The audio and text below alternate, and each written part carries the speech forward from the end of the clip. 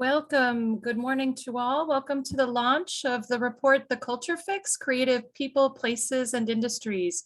My name is Karen McGuire, and I'm head of the division managing the Local Employment and Economic Development Program, known as LEAD, which is where the culture and creative sector portfolio at the OECD is housed. LEAD was started 40 years ago this year because countries wanted to find innovative solutions to the challenges facing communities in terms of jobs, economic development, and quality of life. And culture and creative sectors can contribute to all three. So this work here today was conducted with support from the European Commission and its Creative Europe program. And I also want to recognize that there are 4 case studies that have contributed to this broader project that will soon be published. And we're talking about Glasgow City Region in Scotland, UK, in Lithuania, Klaipėda County, including also Palanga and Neringa, Emilia-Romagna region in Italy, and the Flanders region in Belgium. So let me just give you a little bit of an overview of today's webinar before we jump into the discussions and presentations. So we will start with welcoming remarks from the Deputy Secretary General of the OECD, Mr. Yoshiki Takeuchi. We will then pass the floor to Nadim Ahmad, the Deputy Director for the Center for Entrepreneurship, SMEs, Regions and Cities, who will present the report for us. I will then turn the virtual stage over, next slide please, to Katia Travkina, who here at the OECD is the coordinator of the culture, creative sectors, and local development work. And she will lead a really exciting conversation with a number of highly esteemed panelists that are working from the global down to the local level. So let me just let you know who will be featured in a few moments here. So first, Catherine Magnon, who is head of the Cultural Policy Unit in the Directorate General for Education, Youth, Sport, and Culture of the European Commission. And again, a great thanks for the opportunity to work on this report with you. Mr. Ernesto Atone, Assistant Director General for Culture of UNESCO. A great honor to have you joining us here today as well. We have also Tommaso Sacchi, Counselor for Culture in Milan in Italy, and who is also representing today with us the World Cities Culture Forum. We also have joining us Carol Ann Scott, Executive Board Member for the International Council of Museums, a longtime partner in different work products that we have here, and Andre Wilkins, Director for the European Cultural Foundation. So I also recognize that given this is an event focused on culture and creative sectors, that we will have our colleague Francois Iglesias, who will be live scribing this event for us, and we'll look forward to seeing his digitally based live scribing at the end of today's session. So without further ado, I'd like to turn the floor over to Deputy Secretary General Takeuchi for his welcoming remarks. Deputy Secretary General, please, the floor is yours. Well, thank you very much. Assistant Director General Tone, colleagues from the European Commission, International Council of Museums, and the European Culture Foundation. Ladies and gentlemen, I am delighted today to be welcoming you to the launch of this major OECD report on the cultural and creative sectors, the Culture Fix, Creative People, Places, and Industries. I would like to express my gratitude to our partner, the European Commission, who co-funded this important work. And I am very happy to see friends from UNESCO who have been shaping cultural policies globally for decades. Beyond its intrinsic value, culture is a powerhouse. Culture and creative industries combine beauty with economic returns, bringing revenues and jobs to our cities and regions.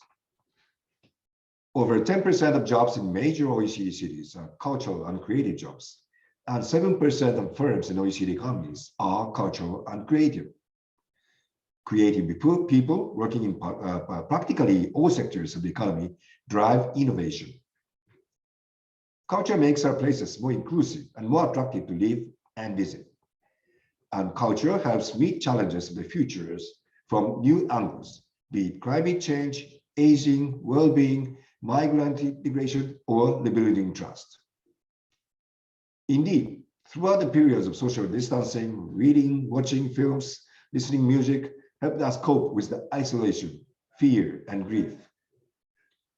We know that the arts and culture are also engaged in responding to the war in Ukraine, from raising awareness to supporting Ukrainian artists and preservation of the cultural heritage. In short, cultural and creative sectors are an economic and social driver.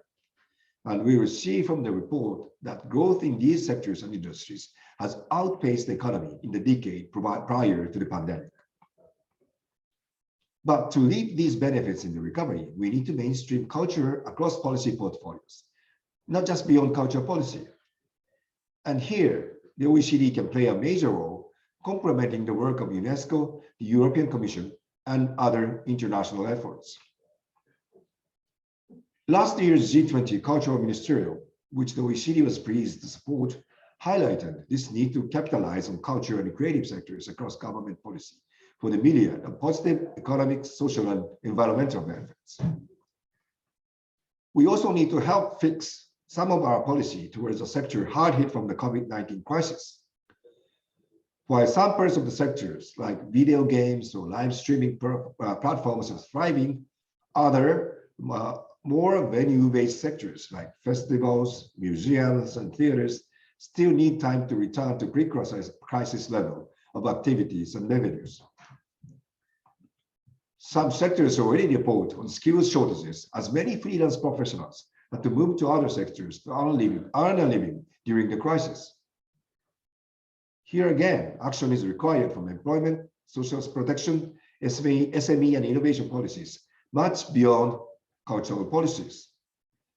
To shape better policies, national and subnational governments need more and better evidence of the economic and social impact of culture. This report provides new data, including at subnational level. The work of the local employment and economic development program lead at the OECD will continue to provide such evidence and to bring attention to the important role that culture and creative sectors have in strengthening economies and in contributing to development at local and national levels. In this regard, the report launched today marks a milestone in OECD's work, providing its first comprehensive assessment of cultural and creative sectors across OECD countries and regions. Ladies and gentlemen, cultural and creative sectors and industries enrich our economies and societies, but too often they are seen as the poor cousin of other economic sectors. It represents a policy blind spot, a nice to have, last to invest, first to cut budget line. A sharper focus on the diverse needs of these sectors will pay economic and social dividends for stronger recovery. The OECD will continue to support national and local policymakers in harnessing cultural and creative sectors for economic development. We will also continue to provide evidence to help governments to incorporate culture in their recovery plans. If there was ever a time for a culture to fix, now is the time. Thank you very much.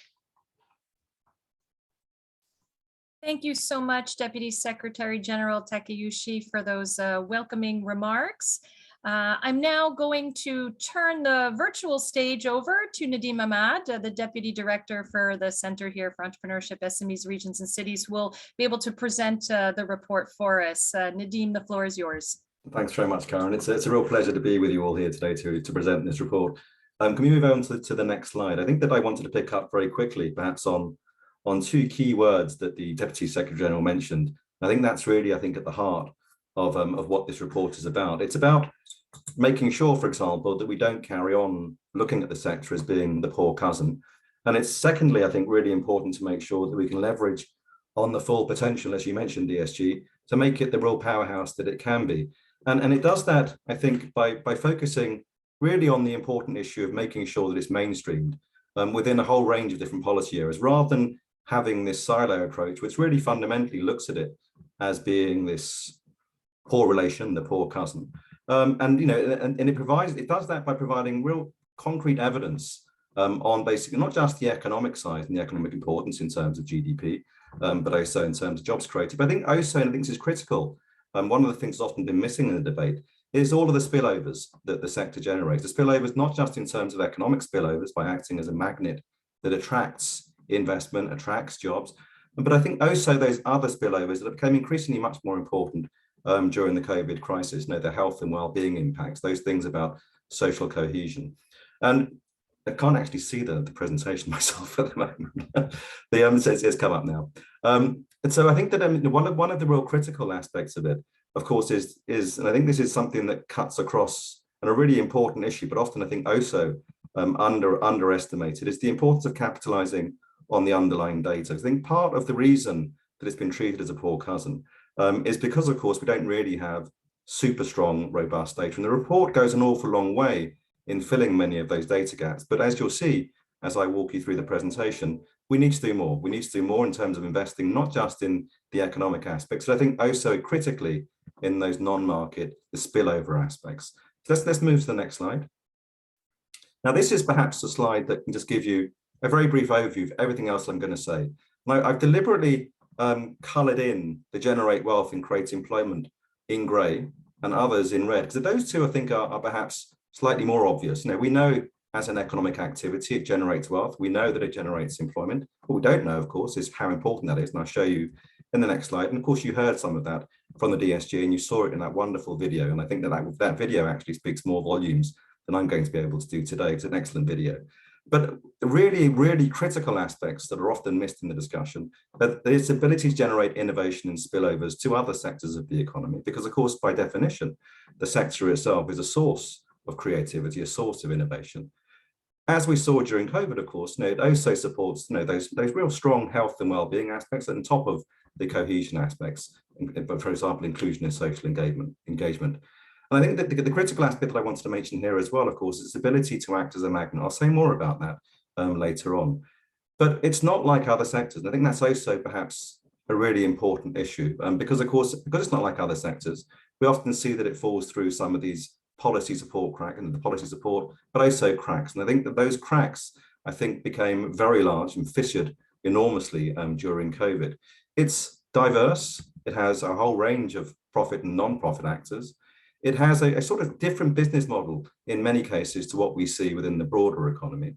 It's fundamentally based on intangible assets, and that's a great strength, but it can also be a weakness when many of those intangible assets are not recognized as assets that can be collateralized and assets that can be basically leveraged on to draw financing and funding to boost growth in the sector. It's difficult to measure, and I think that's also a handicap that actually provides real difficulties for us, because when we can't demonstrate its important impact, then I think that's part of something that holds it back.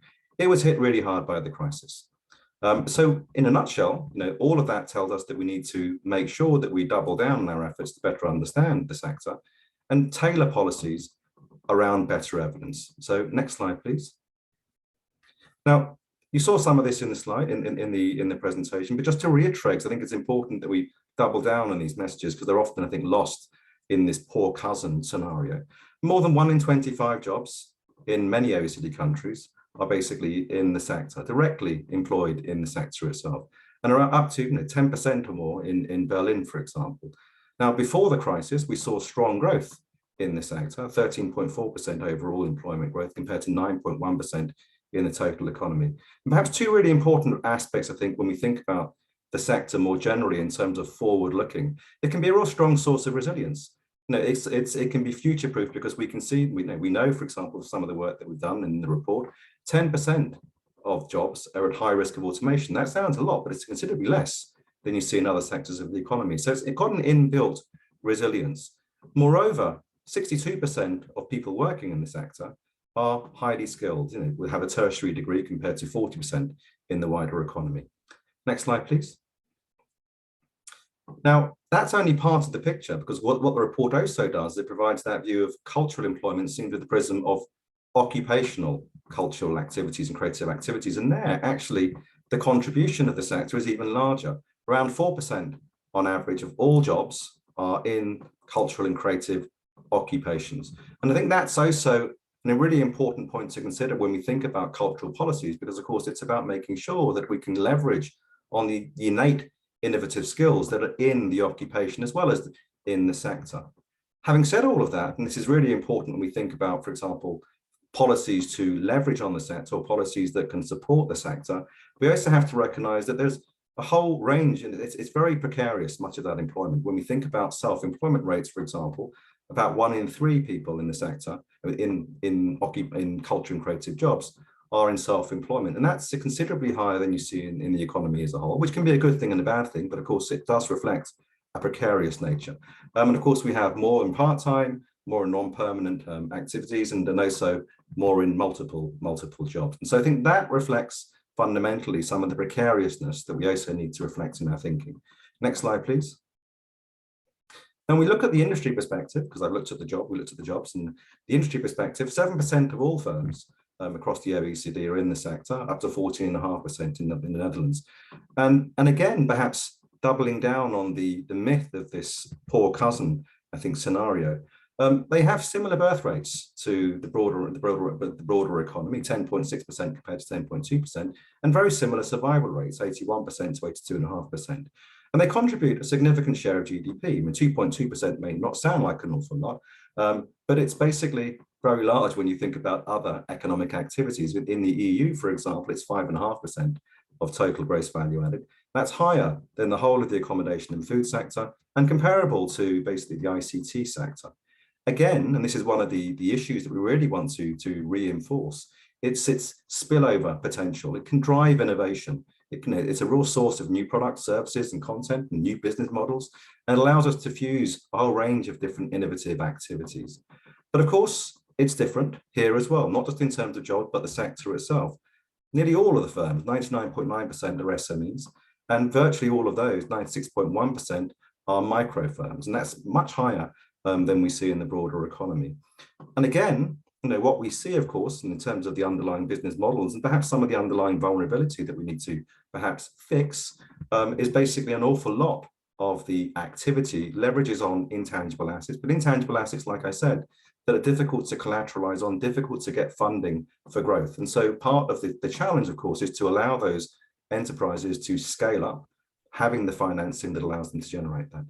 And again, it's a very diverse sector. Now, in a nutshell, of course, that all tells us that it's often overlooked in broader SME entrepreneurship and innovation policies, but it shouldn't be. Next slide, please. So let's think about places, because we've spoken about people, spoken about firms, and now we'll talk about places. I mean, it's increasingly being used to tackle these local, but also global challenges around climate change, aging populations, refugees, inclusion and trust. And I think really, really importantly, when we think about the place-based dimension, it acts as a magnet to bring in talent and a magnet to bring in investment, not just a magnet, for example, that can attract other firms. One of the things that we don't fully recognize when we think about supply chains, for example, is that if you've got cultural assets, those assets have these other economic spillovers. You know, they attract people in and they eat in restaurants, they come to city centres, they spend money elsewhere. So those economic spillovers are never fully reflected in any of the economic statistics that we have. But they're really important, I think, dimensions that we need to reflect in terms of the broader economic footprint of the sector.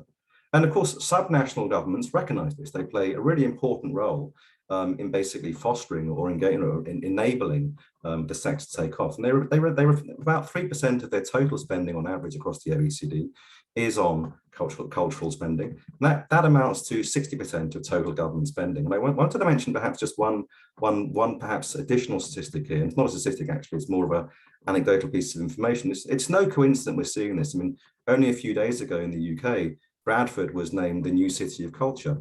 And there was a huge amount of excitement and energy about why that was important to the place. They recognize it's not just about building cohesion, but also, of course, the economic benefits that come through from it. And I think there's estimates of $250 million direct.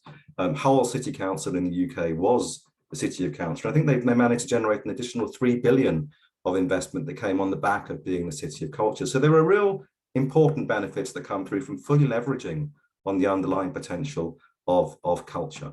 Next slide, please.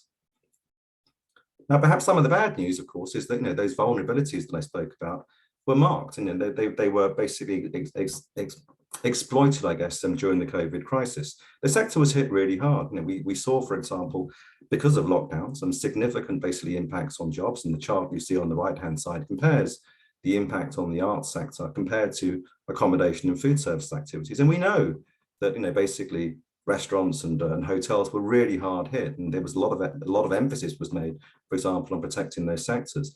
But it was also true that it was the same for the cultural sector, for the arts sector. But of course, there was much less, I guess, emphasis perhaps on protecting that, even if there was an awful lot of media attention from celebrities, for example, reinforcing this message. Now, we want to make sure that comes through loud and clear.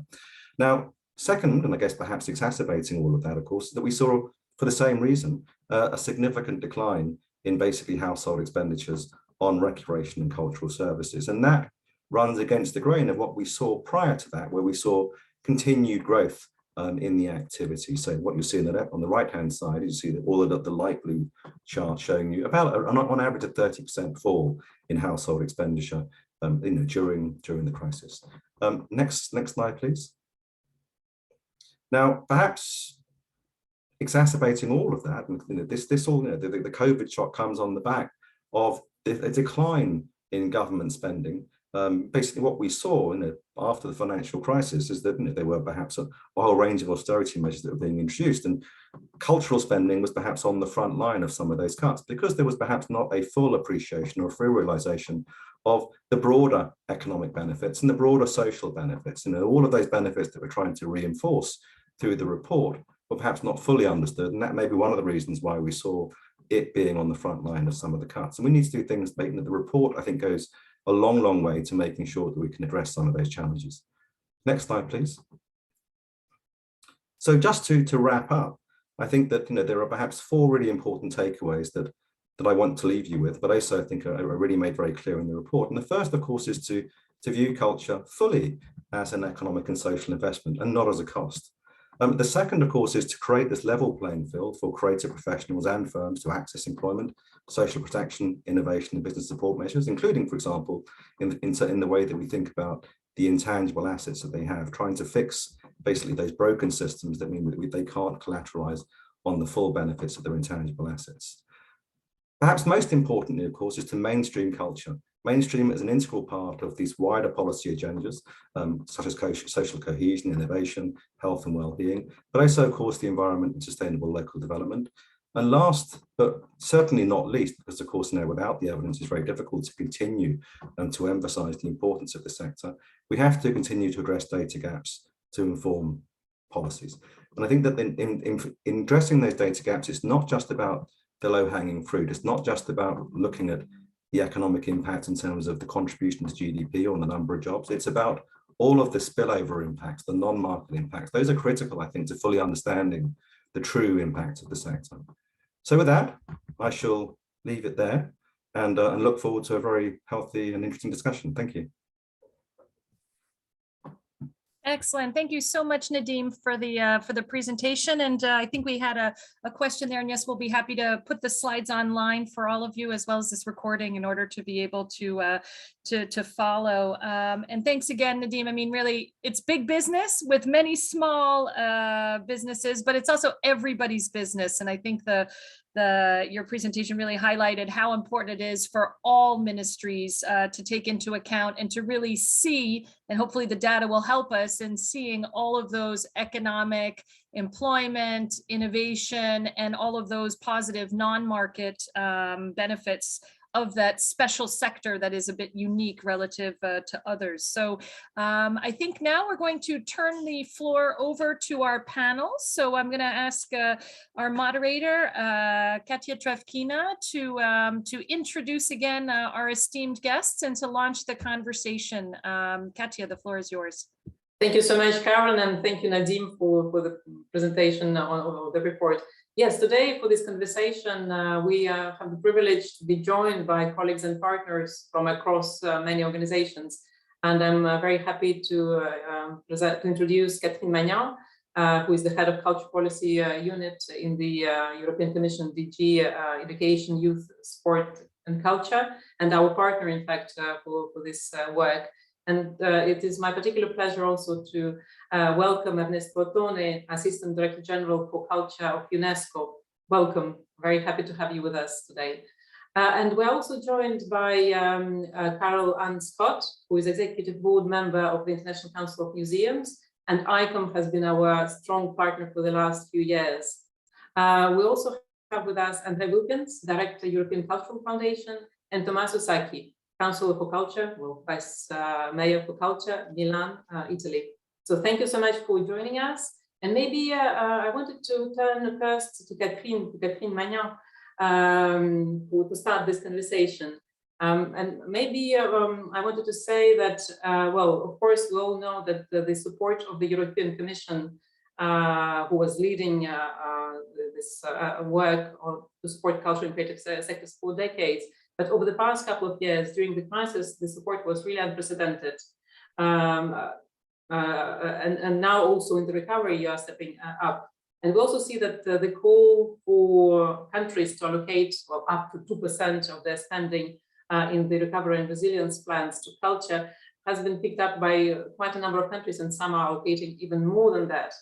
But could you maybe tell us what are the priorities for the EU action going forward, and which are the most pressing challenges today for cultural and creative sectors, and how they would need to be addressed? Catherine, please. Yes, good morning, everyone. Thank you very much, Ekaterina. And I'd like to say on behalf of the European Commission that we are delighted to have supported this report and worked alongside with you on some of its chapters. It is indeed extremely important to highlight the contribution of the cultural and creative sectors to the economy, but also to societies as a whole. And indeed, because of the COVID, those sectors need support even more than before. I mean, Nadim has extremely, made the case extremely clearly of two successive shocks in a way. No, I mean the financial crisis in 2008, and we've seen that the levels of investment have not recovered in a way, and then the COVID crisis, which hit dramatically, especially all the sector, but especially those who need to perform, who need an audience, music, the performing arts. So in the EU, we have taken that extremely seriously, of course. And you have alluded to the fact that in some countries, they have allocated 2% of an envelope, a budget that was allocated from the EU in order to support the countries to recover from the crisis. This is called the Recovery and Resilience Fund. And indeed, there was a strong call from the Parliament, the European Parliament, from civil society. We will hear André Wilkens later, that all the EU member states that agreed to receive this support, which is a mixture of grants and loans, dedicate 2% on average of those allocations to the cultural and creative sectors. What has happened? Well, we have seen that at least in 16 cases for 16 countries so far, a substantial allocation of those recovery funds have gone to culture and the creative industries. Altogether, it's 10 billion euros, and on average, at European level, it is indeed 2%. And you've asked me, Katja, what are the challenges that are faced by the sector? Well, most of this money will go to meeting those challenges. And what are those challenges? The conditions of artists. The fact that artists most often don't have a status, that their working conditions are very precarious. Well, we were delighted to see that quite a number of countries have decided to allocate part of this funding that they got from the EU to fight the crisis and recover, exactly to working on those issues, to pilot new initiatives, a basic income, for example, for artists in Ireland, revising the status of artists in Austria, etc. So we see that as extremely encouraging, because certainly on this front, a lot of work is necessary. Another big challenge is greening our societies, our economies, and also greening the sector. And again, a lot of this funding will go to greening the cultural and creative sectors. And finally, digitization, of course. Again, Italy, for example, but many other countries will use a big chunk of this money to digitize further the cultural and creative sectors. And we know that's extremely important for innovation, for conservation of cultural heritage, for example. And we have also launched at EU level a pact for skills to help along the cultural and creative sectors reskill, upskill, so that they can meet the challenges before them, but above all, contribute to the innovation of our societies, economies, and to our well-being overall. Over to you, Katja. I think I should leave space for the other panelists as well. Yes, thanks so much. Yes, it's well, the support is really well, again, unprecedented, and as you explained, it's focusing on the core of the problems, right? It's not all about money. So the money is, of course, important, but focusing on the conditions of the artists, and then the skills needs, the fight for skills, and then greening and also digitization. And greening, maybe it's something that is more or less obvious for the cultural sectors, how important they can be, and what needs also to be done to green these sectors. But it's so important also to raise the awareness of this among other policymakers as well at city or national level. So thank you so much, Catherine. And I think, well, participants, please feel free also to learn much more through the links that are being posted in the chat. So now it is my privilege and a particular pleasure to attend to Ernesto Ottone, Assistant Director General for Culture from UNESCO. Welcome again, and maybe I can think about a couple of questions. Well, of course, UNESCO has been shaping and maybe reshaping global cultural policies for decades, especially through the, well, and more recently through the convention, 2005 Convention on the Protection and Promotion of the Diversity of Cultural Expressions. And you have also recently, a couple of months ago, I think, issued a report, Reshaping Policies for Creativity, Addressing Culture as a global public good. So of course, the report measures progress towards the 2005 convention, but it also provides an overview of the state of the global creative economy. So maybe we wanted to hear from you if you could share some highlights from the key policy takeaways from this recent report.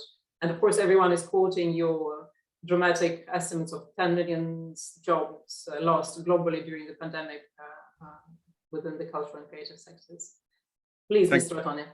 Thank you so much, Katrina. And first of all, let me tell you that I spent part of my night reading the report. And I have to say that it's quite wonderful to see that other organizations are also so keen to understand what is happening after 2 years of pandemic. So congratulations, because it's a great job, I have to say.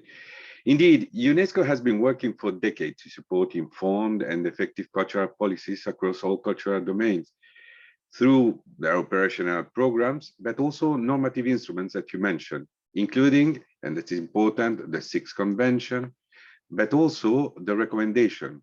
One of the principles that was mentioned is the status of artists and museums and urban landscape.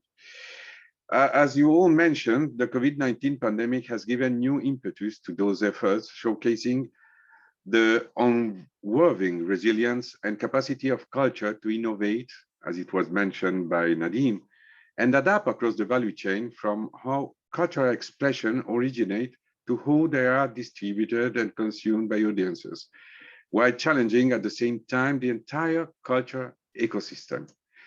Structural flaws and fragilities that threatened the sector previously has been completely amplified, and the extent of their impact increased by many ongoing crises, notably the one that we are in right now in Europe, and you know all what I'm talking about.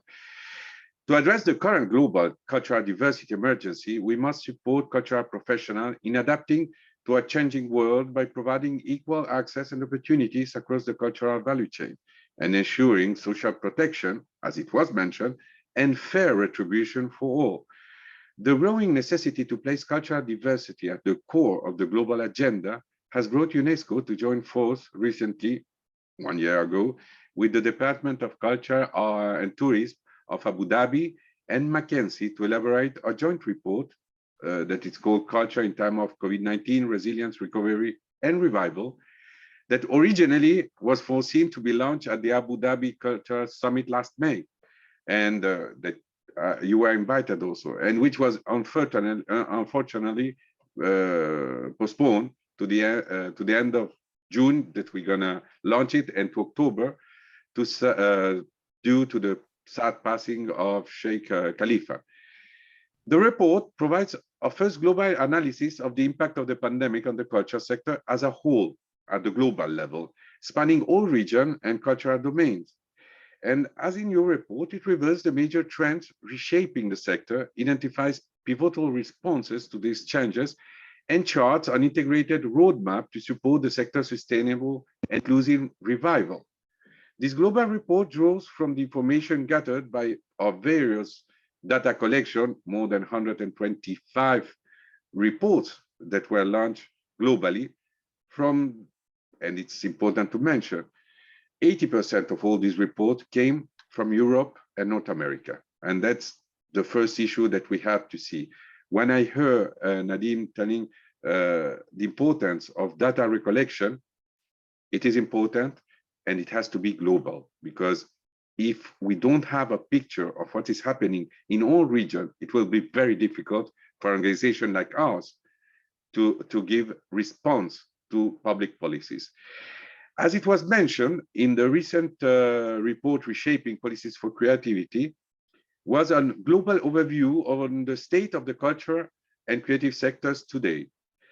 This publication, that is the third one of this type in the last 12 years, are a call to action to governments, international organizations, and public and private organizations alike, so that we may build together enabling environments required to foster dynamic creative and culture sector. I will not go in the details, but as in your report, the need to adapt cultural policies to the digital environment becomes urgent. It has to be addressing the issue of fair remuneration for artists and creators in the changing digital environment, and highlights the urgent need to design fairer remuneration system for artists for content streamed online. Only a minority of countries are attempting to intervene directly to ensure that the digital market has a broad and diverse range of players. Based on the findings, governments and also are urged to adopt and implement policies and measures to enhance the discoverability of diverse cultural expression on digital platforms, enhance labor protection of artists and cultural professionals by adopting, for example, a minimum wage for cultural workers, as well as better pension and sick pay plans for more than 85% of all the workers that are freelancers in this domain. There are some issues, as you know, in gender equality, where we are far, far away of what we should have for women and the representation of women in those. And lastly, the report highlights that having a balanced access and outreach to culture as a global public good continues to be a difficult target to attain across the world. The creative sector is one of the youngest and fastest growing economic sectors in the world. That's something that we have been monitoring in the last 12 years. Culture and creativity account for more than 3.1% of global gross domestic product and 6.2% of all employment. So when we see all the export services doubled in value from 2005 to reach 389 billion of US dollar in 2019. So, however, disparities between developed and developing countries remain significant, with developed countries leading the trade of cultural goods and services account of 95% of total exports of cultural services. So, to finish and give us, we understand that we have some limits on the ability of the cultural sector to drive sustainable economic growth in developing countries. The limits people's exposure to the diversity of cultural expression from around the world at a time when there is a compelling case that diversity is good for business, and we have to understand it. Those key findings are only some of the ones that are comparable on those that are provided in your report.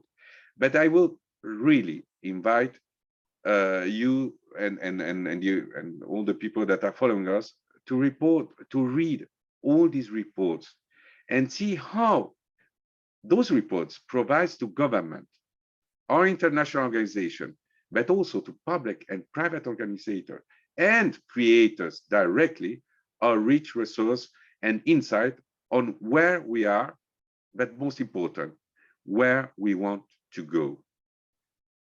Thanks. Yes, thank you so much. And I think we all agree how these reports maybe complement each other while also highlighting maybe the same challenges and the diversity of responses that can be brought.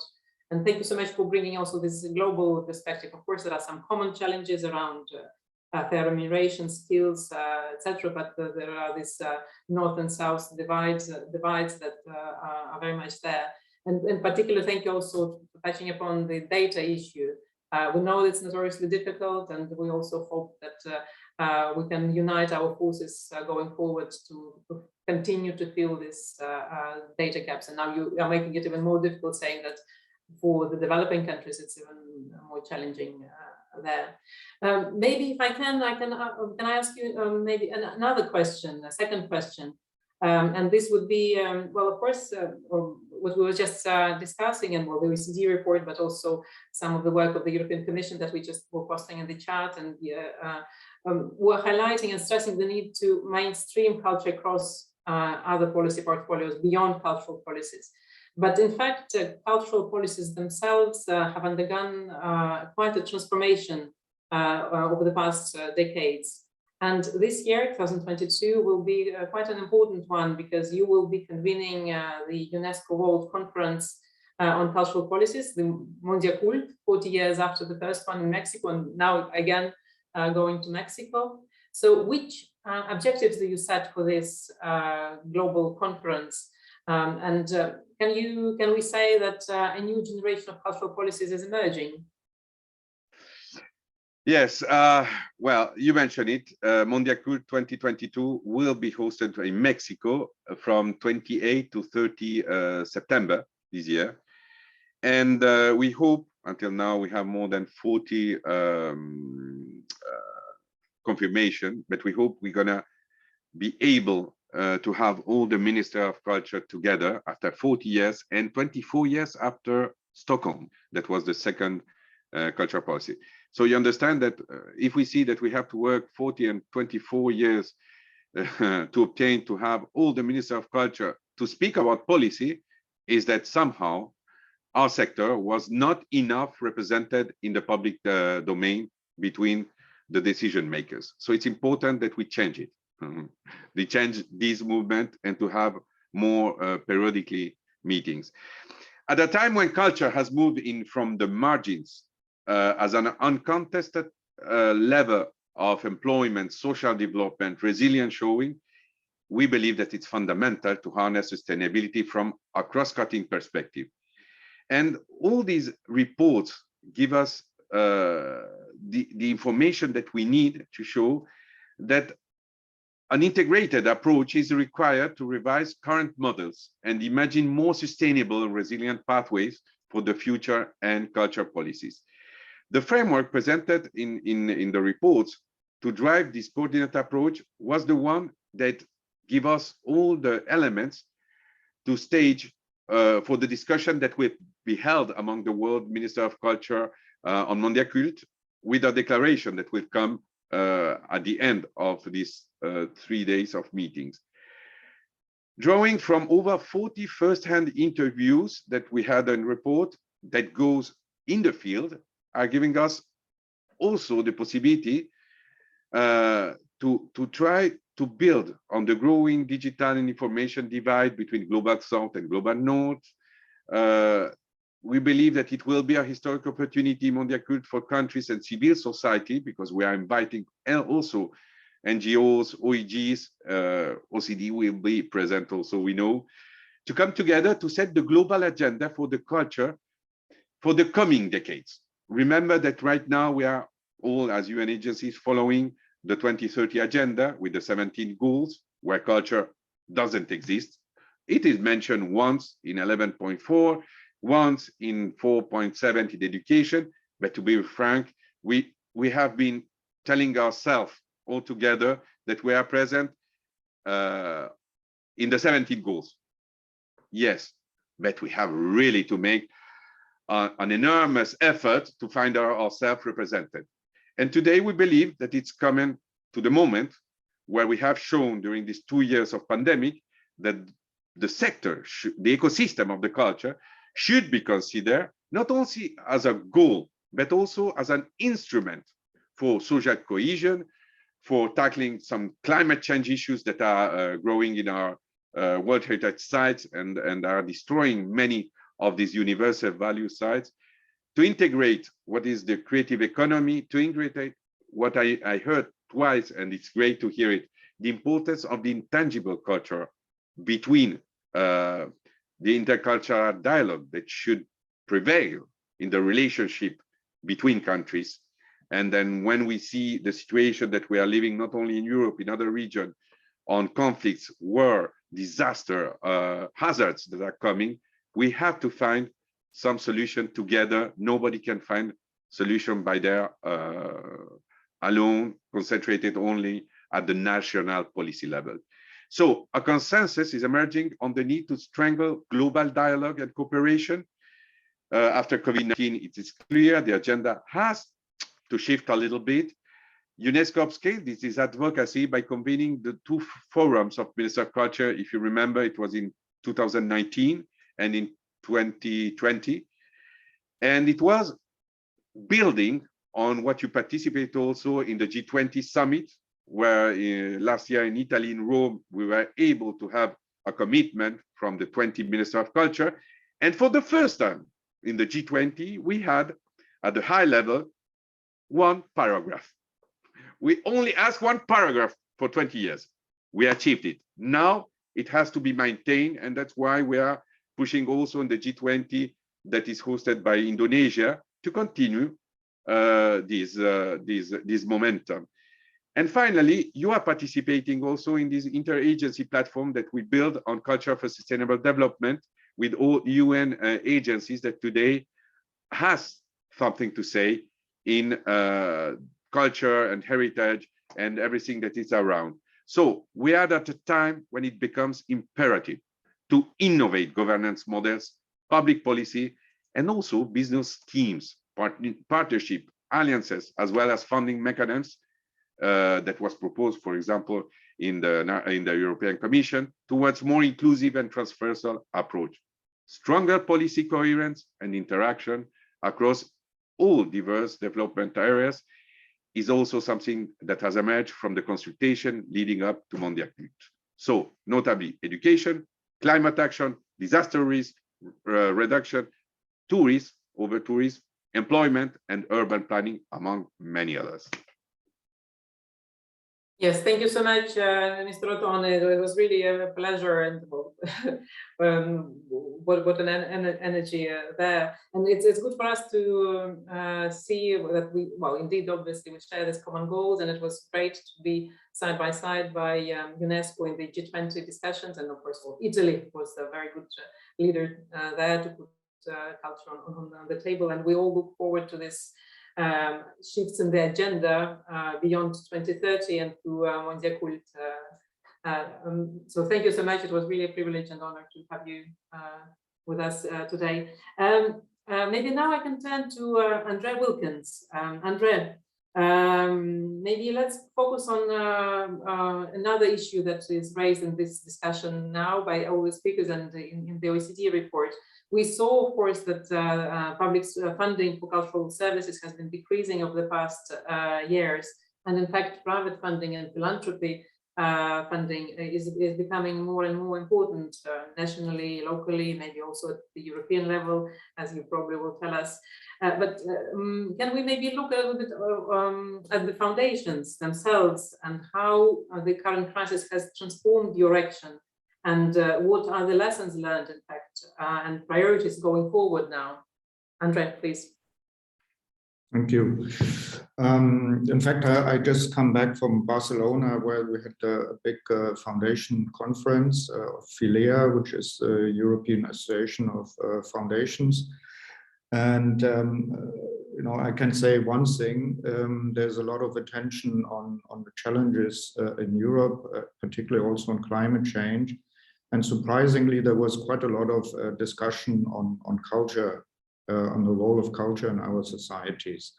I'm not sure yet, to be honest, that will result in more funding from the cultural sector. But let me come back to this. But I see it as a positive sign, and we are, of course, a big advocate for that in the European foundation sector, of the role of culture in our society, which goes beyond the arts sector. Of course, it's a much bigger issue. But I want to talk a little bit about the question, what are the lessons learned from this? I think the report is very good. I haven't had the time to study the night through it, but I will, maybe during the day. But it's, I think from our side, there are a number of lessons. And one is, and it hasn't been mentioned so much, I think, is, of course, the culture and creative sector has been much impacted. But what has been impacted also, and maybe even more, and I would say even more, is cross-border and international cooperation in the culture and creative sector. Because whenever there was support, and actually there was also a lot of support, one has to admit, but it came mainly through the national level, through national government. But even when it came through what Catherine Manon said, through the culture deal for Europe, it came again through the national level. So what has been impacted a lot is this network, this patchwork of activities between different countries in Europe and internationally. And I think that will take time to build up again. So what we see, and I see there is a danger that COVID and now also the war in Europe and with its all international implications, which we don't really know yet about, but we kind of have a glimpse, can actually lead to a kind of a renationalization of cultural support and cultural action. And that's, I think, would be very, very, very bad indeed. And for us, another lesson is, I would describe it as to be more humble and be more ambitious at the same time. So to be more humble in a way of predicting the future and having long strategies for the next 5 or 10 years, because we had all of them. Actually, the European Culture Foundation started its 5-year strategy on the 1st of January 2020. And a lot of our grand ideas and strategies 2 months later looked different, because we had to work much more flexibly and much more from one day to the other. And I think we haven't come out of that yet. I think that is the question of being humble, but at the same time being more ambitious in creating structures and funding that can deal with the challenges of today and the challenges of tomorrow, including in funding, because we need to be resilient, and we need to create structures which are resilient and can deal with the challenges which we don't even know today, but may arrive very quickly tomorrow. So that for me, these are, and of course, total flexibility. I mean, we have moved from a budget where 95% was, and I think it's even more with other European foundations, as I said, I just come back from the foundation meeting, where we had a budget of 5% to be allocated for flexibility sort of amounts. But now this budget is almost 50% in our foundation. But with other foundations, it's still only 5%. But I think we need to move almost to a situation where most of our budgets can be used much more flexibly. So that these are a number of lessons learned from our side in looking at the future. Yeah, when we talk about or maybe that's the next question you want to ask, if you want to ask about the cooperation between the private sector and the public sector. Yeah, yeah, maybe. So it's so humble, more agile, more flexible, and it's great to learn that in fact, well, your foundation and I guess some others as well are already doing this very pragmatic and practical steps. So not just saying that we need to be more flexible, but in fact injecting this flexibility into the budget management, which is very, very concrete. But having this in mind, that maybe, well, many foundations will be becoming even more flexible, even more agile, even more quick than in the past in addressing the challenges of today. You were always saying that, well, this public and private partnerships are very important to also channel the money where it's most needed, where it's most impactful. But what kind of action would you expect from the public sector? What kind of conditions should be there, well, national, local, to facilitate these partnerships and to make these partnerships really happen and work? Well, I would say with something which maybe is bursting a myth. when foundations talk about themselves as being tremendously agile and creative and ahead of the curve, I think this is a myth, because in many ways they are also bureaucracies. They like to see themselves as being creative and agile, but they are also, they have to deal with a challenging world, which is which requires this agility and flexibility, and they really have to learn that too. So it's not that this can be taken as a given. So in that way, I think the public and the private and the philanthropic sector, they are in the same boat. We all have to learn how to deal with these times.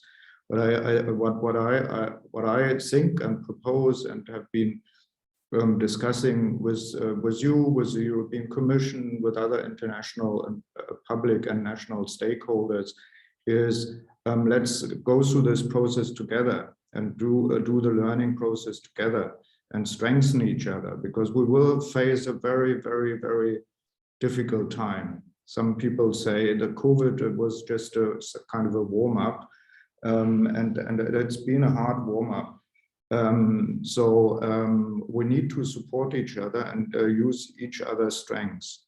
And for this, you know, I appeal to, and we had great case studies of how we can make that happen in terms of the will, but also the being creative when we look at mechanisms for cooperation.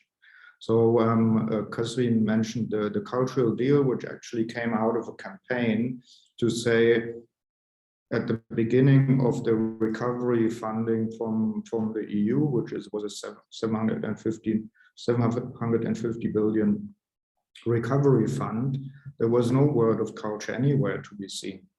And after the campaign of civil society in the European Parliament, now we have a 2%, which is still not enough, but it's still, when you count it up, it would be, if we reach the target, it would be 15 billion. That is a kind of a Marshall Plan for culture in Europe. And I would hope that it is not only going into national programs, but also in cross-border European cooperation program and even international programs. So that's an important thing.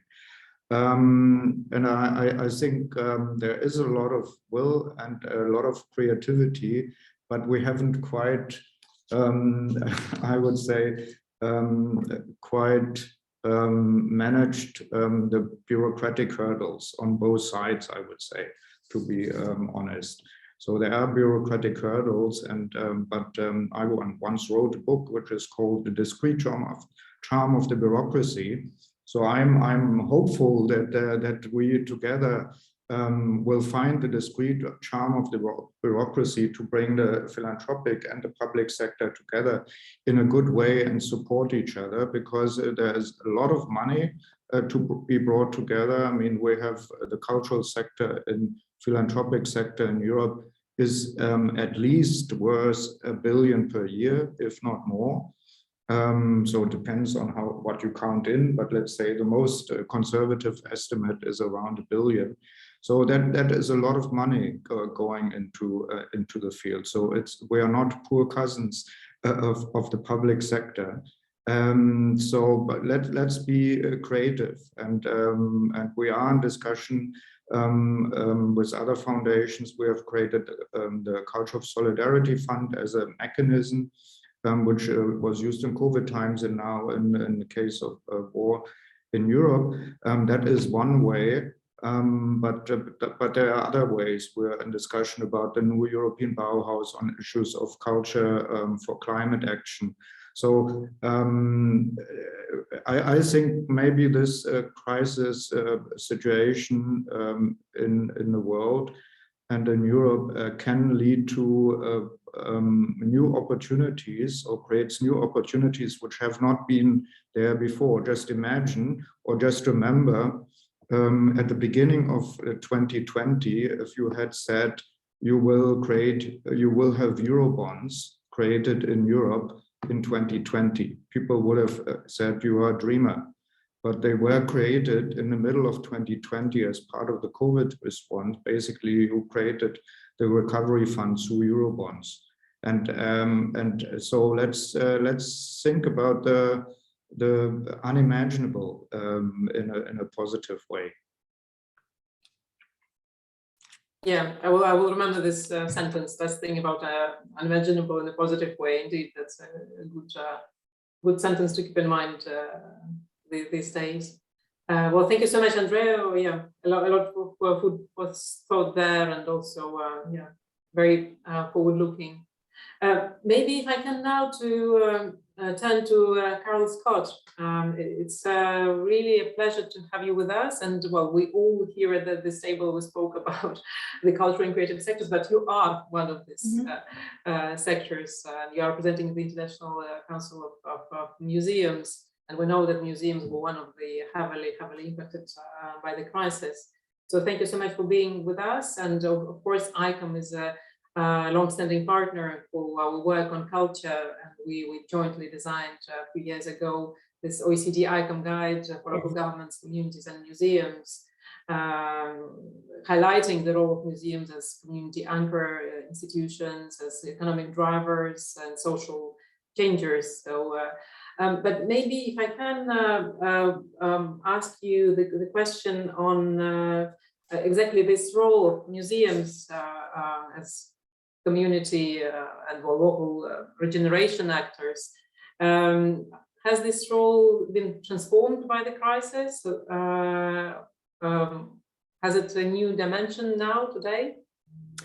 Yes, I think it has. First of all, Katerina, thank you so much for inviting me and ICOM, and also congratulations on the report. I think it's extremely valuable to pause and take stock of where the cultural industries are in this particularly unusual time. And I guess a roundabout way of answering your question is that I think COVID has been both an extremely difficult period to go through, but it has also created this enforced space where we take, where we have been able to pause and take stock. And I think that's actually in some ways been extremely valuable.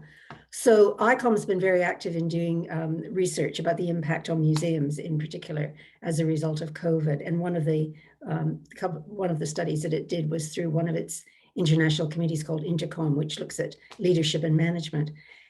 Intercom did the first global study of museum leaders, and it was one of the questions obviously was, what do you think the impact of COVID is going to be on museums? And I think that the responses were very interesting, because on the one hand, COVID has actually accelerated emerging trends in positive directions. And going back to the study about sort of museums and society, in fact, there is now greater commitment to the social role of museums and greater commitment to engaging communities in decision-making than there was pre-COVID. And that's, that has sort of been marked in. At the same time as that's happening, I think COVID has really exposed some fault lines in a very, very clear way. And one of those is around sustainable futures in terms of funding.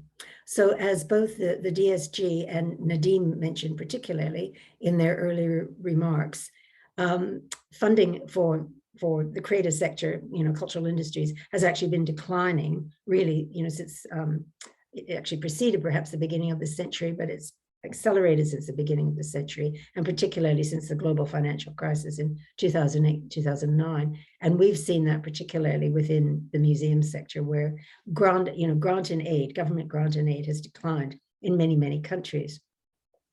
So what has happened is that in response to that, museums have had to look for other sources of funding to be able to balance budgets.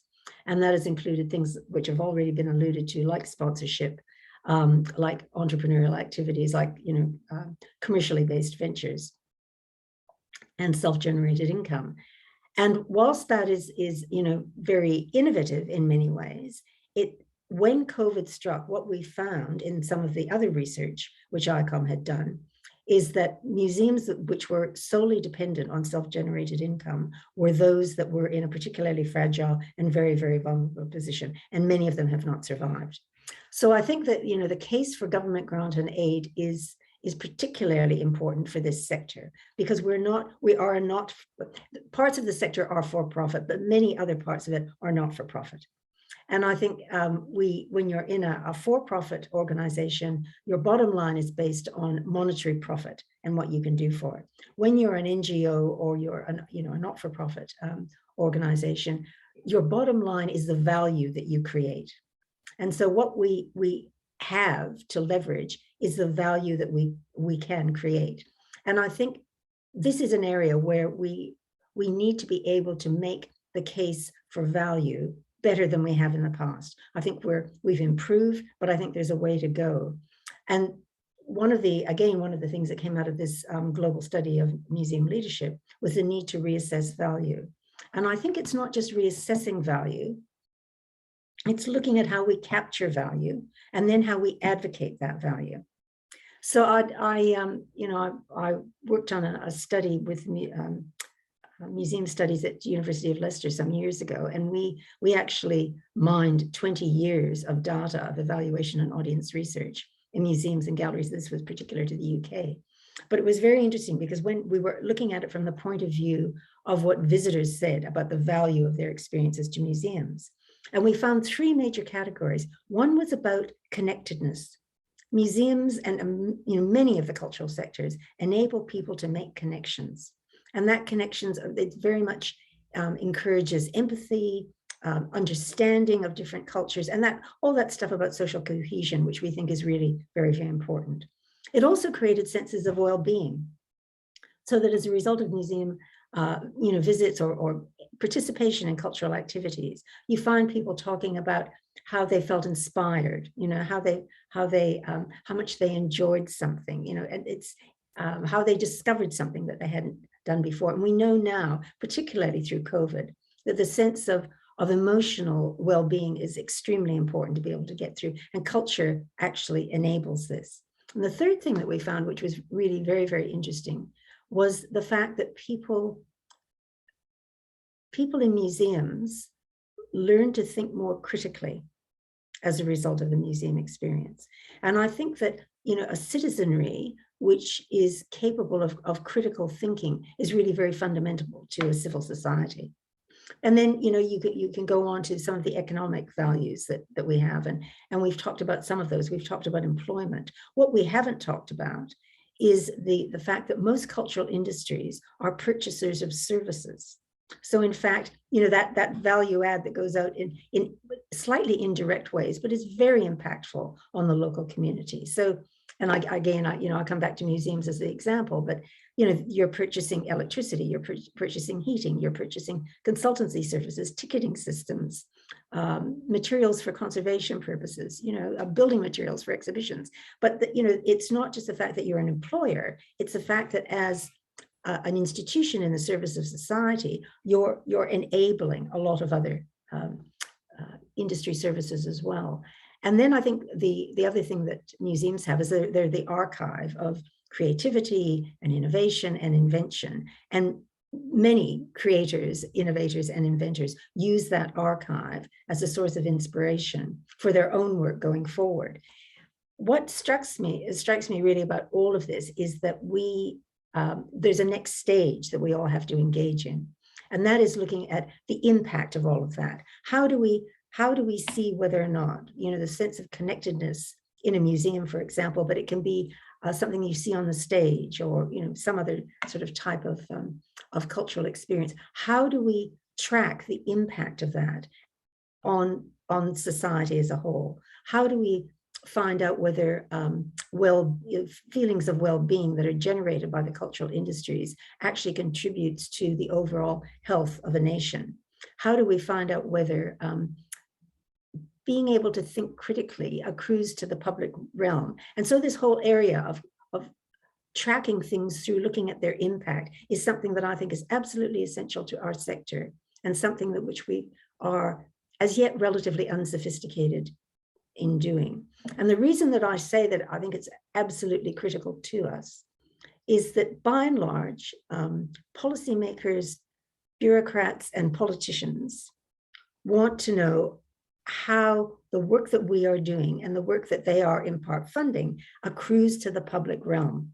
What difference does it make for the society at large that is electing them, or which they are, particularly concerned about in terms of wider policy issues? And as yet, I think we are not quite sophisticated enough in tracking that and documenting it. And I think the other part of that, or other side of that coin, if I may say, is not just having the evidence and looking at how that makes a a difference in the civic domain, it's also how we advocate for change then with those politicians and policymakers. And there again, I think I was very interested listening to some of the other speakers about the relative absence of creative industries and culture within some of the larger policy documents, including the Sustainable Development Goals, which are exemplary in other ways. But we don't yet seem to occupy a central place in the political radar. And I think we need to look not only at our evidence base and be able to take it to that next generation to really show how it changes societies, impacts societies, but we ourselves, I think, need to be more sophisticated about our advocacy and really sort of getting policymakers and politicians on side. Yes, thank you so much, Carol. Yes, yeah. Maybe I can pick up on a couple of things. One is, of course, about funding, and I hope when our report it comes out, well, hopefully clearly the different challenges around museums funding, in the sense that, of course, many museums have been experimenting with new and they being more active to earn revenues, and we're showing also the cost structures, etc. But what we see as well is that it's quite difficult to attract funding for the core mission of museums, for active collection care, for example. It's a bit less visible than maybe exhibitions or sponsorship for something quite very difficult. So it underlines the need for continued and clear and long-term public funding as well, because earned revenue cannot be expected to, in many cases, in many countries, well, with the different models, of course. And the second issue for if we stay on this money issue is that maybe we also need to raise awareness within the public sector that, in fact, the so-called cultural sectors, like museums, they act as research and development laboratory, as a providers of ideas to other more commercial parts of the sector. Yes, yes. So if you kill this research laboratory, maybe this will have repercussions also for the wider ecosystem there. Yeah, and of course, tracking better the impacts on the society, this is something we're also thinking that's much beyond the economic impact assessment, much beyond the just jobs that are created there, which are absolutely important, of course, but that's something we also look forward to work on as well. So thank you so much, Carol. Thank you, Catherine. If I now can turn to Assessore Sacchi. It is, well, we've had all these different international, global perspectives, sectoral perspectives, but of course, we need to go local very much so. It's because it's the city governments, it's the regional governments that are able to connect these different dots across policies. And indeed, culture can transform places. So, Assessore, it's a real pleasure to have you with us. Thank you so much for making it to our session. I was going to ask you maybe a couple of questions. Indeed, well, cities are able to connect cultural policy agenda with climate change agenda, with innovation, and many other fields. So how do you see cities, maybe Milan or other cities, capitalizing on the role of culture in the recovery? So what's the role for culture now at city level for the recovery and maybe solving other pressing challenges? So first of all, thank you so much for this invitation and for having me with you on the series of reflections, thoughts, and about the future of our communities and our cities through this very interesting perspective. I really want to give you something from and my contribution from the city of Milano. And focusing on the question that you are saying, arts and culture have always been so essential part of our life, of the life of our communities, and the COVID-19 pandemic has drastically impacted the arts and culture sector all around the world. It happened also in Italy and in the city where I live and in the city I serve, that is Milano. Even though I have to tell you that I had the privilege to serve another city in Italy, that's quite peculiar, because I was the deputy mayor for culture of the city of Florence. Culture, fashion, and design were my areas of government. So museums, cultural institutions, World Heritage Sites, and other historic monuments were closed, and the communities were absolutely deprived of culture as well as significant revenues. So this happened to me during my years in serving the city of Florence, when I had to gather all the theaters, all the museums of the city, to tell them that due to the dramatic page of history of pandemic, we had for the very first time after the Second World War to close the cultural and social places of our communities. So, however, the pandemic created also kind of opportunity for Milano to look to the future and boldly reimagine the city in a sense. Milano has expanded its vision of a sustainable future to incorporate elements that are now critical components of the city's long-term recovery, including the economic prosperity, culture, education, and social services, and also urban regeneration, public health, digital inclusion, transportation, and have accelerated the progress towards these goals. So in the post-COVID-19 world, policymakers should understand more and more the role of intangible cultural heritage and the cultural and creative industries in promoting a sustainable and inclusive recovery with the full ownership from the communities. So within this context, I want to tell you something about the PNRR funds, that is the Italian version of the RRP, and the complementary funds that are given from the government, that represent a real opportunity to develop and renew the cultural system of our cities. Among these, some examples that are more linked to the infrastructural projects for the future of Milano, that will involve the 5 years, the 5 next years that will be the same years in which I am involved as a deputy mayor for culture, because in a quite a short term we will we will give the birth to new cultural infrastructure, and I think this is a real very somatic point of the city of the next on the next future, to give a real rebirth through the key of culture. So we will open a new European library, the BEIC, Biblioteca BEIC, that is Biblioteca Europea di Informazione e Cultura.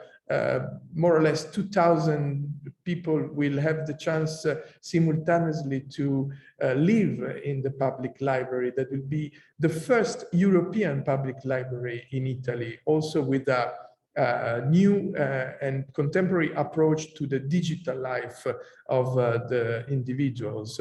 And at the same time, we will open new museums like the Museo della Resistenza, that for Italy is and for Milano, for the city of Milano, gold medal to the Resistenza, is a very important aspect of the next future of the cultural life of Milano, as well as the doubling of Museo del Novecento, so the Modern Art Museum of Milano, so the 20th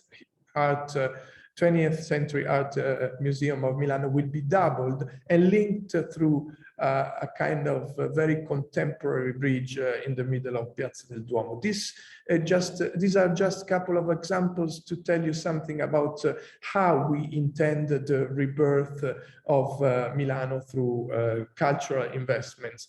And more or less, this will be possible through a series of very important investments that also come from the central governments of Rome, from the Minister of Culture. We have a very frequent dialogue with the Ministro Dario Franceschini and all the cultural government, because at least 140 millions will be invested in new cultural infrastructure. To close with this first question, to end up with the answer, I also want to mention the cultural projects that are all intended to link and to sue, in a sense, all the peripheries of the city through the cultural organization. And on this level, we are strongly working on the project Milano è Viva, that is the live Milano, in a sense. Milano is alive. That is a project that will give more or less 2.5 million euros to cultural associations. So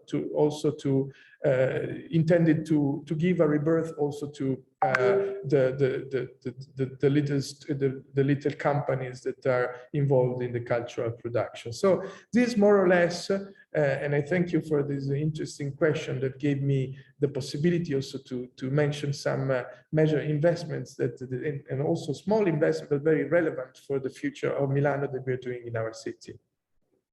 Thank you so much, Assessor, and I'm sure that around these huge investments for infrastructure, there are a lot of other projects now emerging for audience engagement and community engagement, etc. And it was also great to hear that you are thinking to support the associations for this grassroots culture, and through which you can really support the cultural production there. So we will look forward to learning more on how this goes forward. And of course, Milan is one of the World Cities Culture Forum members. Well, this forum gathers some 40 mega cities across the world, and I know that you were very active with your peers throughout the last 2 years, exchanging what to do, how to do, and really, and also partnering with us a little bit on that and advising us on what are the key challenges there. Maybe if you could very briefly bring this voice of the World Cities Culture Forum in this debate. And so what are these 40 mega cities thinking on what are like maybe the couple of 2-3 priorities on how to support and strengthen the resilience of the sector going forward at city level? Thank you. Thank you. Thank you for the second question. Currently, the WCCF network is working on sharing innovative cultural projects and policies practices that addresses diversity, equity, inclusion, culture, and climate change. So these are the binaries in which the WCCF is working through the cities that are involved. And of course, Milano is part of this network. As per Milan, we and I profit and I take the advantage of this question also to mention a couple of things that are relating to our participation in the WCCF, and very soon in Helsinki we will be presenting also some of our major projects on this thread. As per Milan, I want to mention a couple of projects, among which, first of all, the BAM, the Trees Library of Milan. Yes, it is a very special project that is not directly made possible through the public administration and through my assessorato, but of course the assessorato alla cultura is a side of the people who are investing on this idea of a library made of trees and dedicated to the green spaces of our earth and of course of our geographic area. So is this BAM, Biblioteca Alberi Milano, is a noteworthy project for its innovative public and private partnership. I was listening to the previous speakers who were stressing this idea of working better and more frequently and in a more proper way on this link through public and private. And this is also Innovative also for being a project that is entailing the cure and maintenance of green areas with the support of inhabitants on a participatory level. So, and these are inhabitants of a new and completely regenerated urban area in which the tree library lies. So BAM, name of the project, offers an inclusive place that involves the community in the care of greenery and in a cultural program that is inspired by sustainability. So the tree library is a library that offers a bona fide plant heritage with over 100 botanical species, more or less 500 trees forming more than 20 circular forests, and that can count on more or less 135,000 plants. So this is an extraordinary collection, enriched also by the botanical and poetic phrases arranged on the paths that cross the park. So creating an original chessboard of small green areas. The goal of the project is really to promote the sustainable development of that area. That, in a sense, is a new square, is a new linking area of Milano, where the big skyscrapers are. So is the future, is a present and future area of Milano. And I think that is very relevant that a project that is focused on green and sustainability is developed in such a protagonist way in the cultural agenda of a city like Milano. The second project, very briefly, that I want to present in Helsinki is part of the dossier that I'm working on with my staff, and Mrs.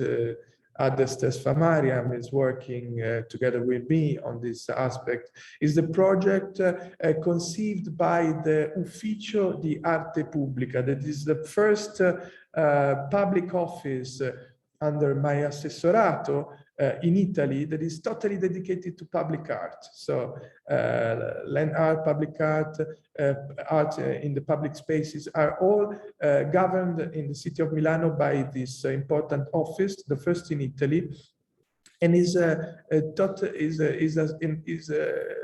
itself an office that belongs to the municipality of Milano.